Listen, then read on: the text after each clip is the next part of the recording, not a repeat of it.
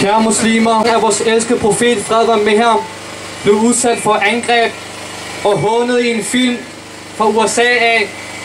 Og endnu en gang er formålet at provokere, håne, sprede misinformation og opildne til had. Had imod islam, handel imod muslimer og handel imod vores elskede profet, fred være med ham. Muslimerne i Danmark fordømmer denne film, denne blasfemiske film. Denne handling er uciviliseret, denne handling er uværdig, denne handling er i strid mod almindelig fornuftig opførsel og er kriminel. Det er desværre ikke første gang, vi ser radikale folk begå denne slags angreb mod religioner, religiøse symboler, religiøse personligheder i krav om, at vi de troende skal tolerere det her, fordi at det bliver gjort under ytringsfrihedens navn. Fortalerne for ytringsfriheden siger, at ytringsfriheden i form af retten til at håne, spotte og latterliggøre skal opretholdes uanset hvad konsekvensen måtte være. Vi tager skarp afstand fra det som muslimer i Danmark. Ingen har ret til at håne eller krænke nogen i ytringsfrihedens navn. Det gør vi som troende muslimer og som borgere i civiliseret samfund. At respektere en persons ære, værdighed er en grundlæggende aspekt i menneskerettighed, som er beskyttet ved lov. Og ikke kun dansk lov. Mange lande har lov mod blasfemiske handlinger i hele verden, i Europa, i forhold til FN's konvention artikel 1. Loven siger, og mange andre lov siger, at alle religioner og hellige personer skal behandles med respekt. Det er det enkelte lands ansvar og foranstaltninger, at det ikke finder sted. Og selve Danmark har 3 lovtekster, som begrænser ytringsfriheden. Der er 3 paragrafer, som begrænser ytringsfriheden. Den første paragraf er blasfemiparagrafen, paragraf 140. Den anden paragraf er racismeparagrafen 266b. Den tredje paragraf er æreskrænkelsesparagraf nummer 267. Og det kan afspejles i, at vi ser, at det er forbrydelse i mange europæiske lande at benægte holocaust. Blandt andet Schweiz, Frankrig, Tyskland, Litauen, Israel, at hvis du benægter holocaust, jamen så er der en straf med bøde eller fængsel. Tilsvarende kan en handling, der krænker 1,5 milliarder muslimer, som svarer til ca. 25% af klodens befolkning, ikke retfærdiggøres under retfærdigheds- eller ytringsfriheds banner. Lande har desuden regler omkring flag, regler omkring landets nationalflag, regler som siger, hvordan du må anvende det flag, hvordan du må tage det op, hvordan du må tage det ned, hvornår du må bruge det, hvornår du ikke må bruge det. Det vil sige, et stykke stof, et stykke klæde har ære og respekt, fordi det viser en nation, det viser nationalitet. Så hvis et stykke stof har respekt, et stykke klæde har respekt, så hvorfor må profeten af islam frem med ham ikke have sin respekt og ikke have sin kærlighed?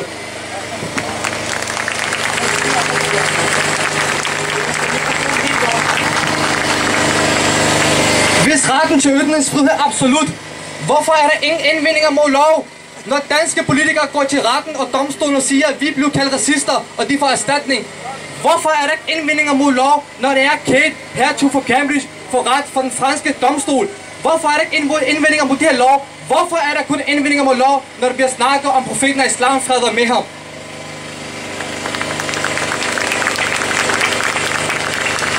Min profet, vores profet, profeten af islam, fred med ham, han symboliserer kun fred, tolerance, kærlighed og respekt.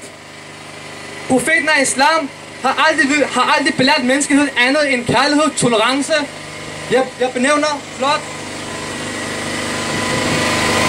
benævner blot nogle få hadis, som viser os muslimer og omverdenen, hvor barmhjertig min profet var, hvor tolerance han havde, hvad han belærte os.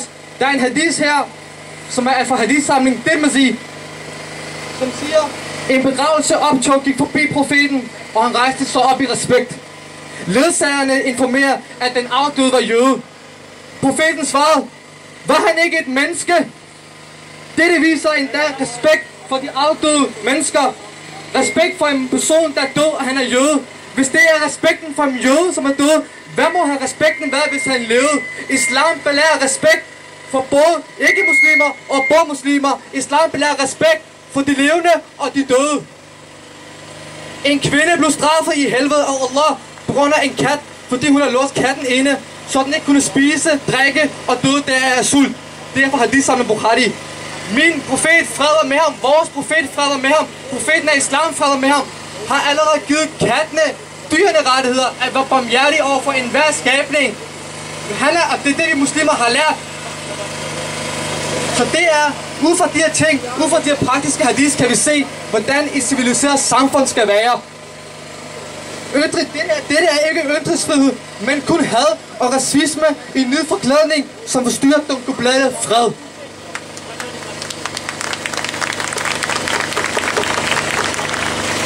Flere politiske ledere, som Kofi Annan, den britiske udenrigsminister Jack Straw og Catherine Ashton, tager afstand fra hundehandlinger.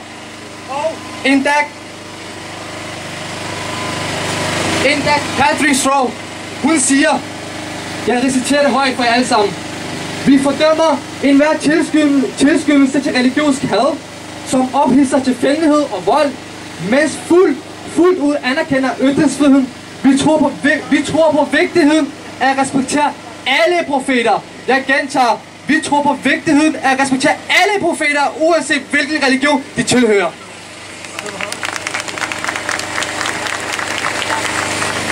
Den ene side prøver vi på at eliminere radikalisme og eliminere terrorisme, og vi arbejder hele tiden for at skabe fred i verden. Og på den anden side tillader man sådan handlinger, der udføres og ødelægger verdensfreden.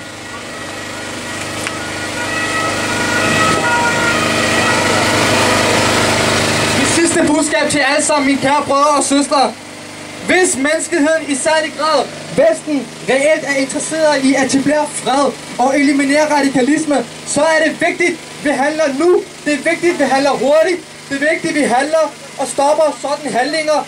Desuden er der behov for internationale samt nationale lov, der ændres, så de i større grad kan forhindre sådan hæslige handlinger finder sted i ytringsfrihedens navn. Jeg vil sige, vi muslimer går ind for ytringsfrihed, men ikke retten til at krænke andre, hvor meget alene er ildet.